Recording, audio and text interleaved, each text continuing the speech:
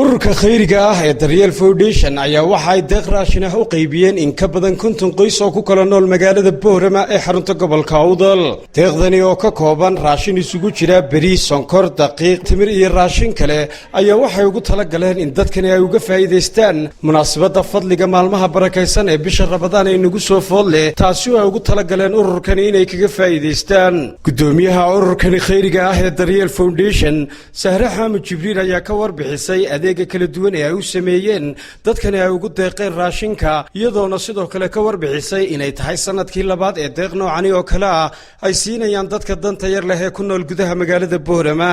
Iyadoo arrimahaasi ka hadlaysana waxay tidhi kulankan khayrka qaba ee barnaamijkan afur walaalkaaya inoo ogolaaday ilaahay baa mahad iska leh. mar labaad mar saddexaad waxaan u mahad celinayaa walaalahayga qurba jooga ee awoodoodii iyo itaalkoogiiba isku geeyay inay walaalahood ay ka caawiyaan ama ay ka saacidaan barnaamijkan afur walaalkaaya. waxaan leenahay ilaahay miisaanka xasanaadka idinku daro. sadaqadu waxa weeyaan waa deer weeyaan, waxa weeyaan ubadku ilaahay noogu ilaalin, waa balay xijaab, ilaahay baa balooyinka inaga xijaabi. waxaan halkaad ka soo saarteen khayr ilaahay idinku bedelo.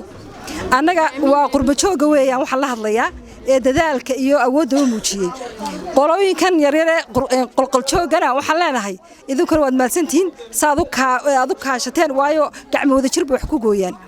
waxaan haddaan wax la isla qaban hawsha halka ma marteen. ilaahay baa mahadle. waxa weeyaan 15 hablood waxaan ka badnayn ayaa 350 qoys oo walaalahooda maanta Ramadaantii ka soo saaciday. ilaahay baa mahad iska leh, ilaahay baa iska leh alf marra. waxaan leenahay ilaahay miisaanka xasanaadka dhamaanteen ilaahay noogu daro. waad ka ajirsateen, waa walaal idin baahan. waxaan leenahay waxa kale oo baa qudirayaa walaalahayga kale ee qurbaha jooga ee dalka jooga inay ku daydaan oo sida ummaddu ay leedahay aan yeelanaa. waxa weeyaan haddana maanta 50 hablood aan lahaan lahayn, de maanta 100 qoys oo reerka waan maxay hiday waan kaafi lahayn. marka waxa weeyaan waxa baa qudirayaa dhalinyarta muxuuha dumarka odayaasha in laga soo qayb galo barnaamijkan afur walaalkaaya. ciidaha ayaa wax la taraa, Ramadaanada ayaa wax la taraa. waxa weeyaan deestada dadkan ku dayano. kalena dadkii iyaga raashinkani loogu deeqay oo halkaasi goobjoog ka ahaa ayaa waxay uga mahad celiyeen ururka khayriga ah ee Daryeel Foundation sida ay isaga xilqaameen raashinka ay soo gaarsiiyeen, iyagoona sheegay inay uga mahad celinayaan ururka fadliga maalmaha barakaysan ee bisha Ramadaan awgeed.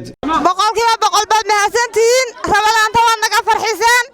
innagana ilaahay caafimaad ayna siiyo, caafimaad baan isoo rajaynaa inta ilaahay mahad ka gaadho. waad mahadsantihiin boqolkiiba. السلام عليكم ورحمة الله وبركاته. والله soo xasuustay bisha Ramadaan ee barakeysan. waxaan leenahay ilaahay xasanad ha inaga siiyo, wax khayr qaban Allah inagu bedelo. waad mahadsantihiin. ilaahay jisaayiga ha idinka siiyo, miisaanka xasanaadka Allah idin saaro, idinka in hawsha noo soo galay iyo kuwa noo fidiyayba. waad mahadsantihiin. khayrka Allah inagu miisaanka xasanaadka Allah inagu daro. bisha Ramadaan ee barakeysan baad noo soo caawiseen.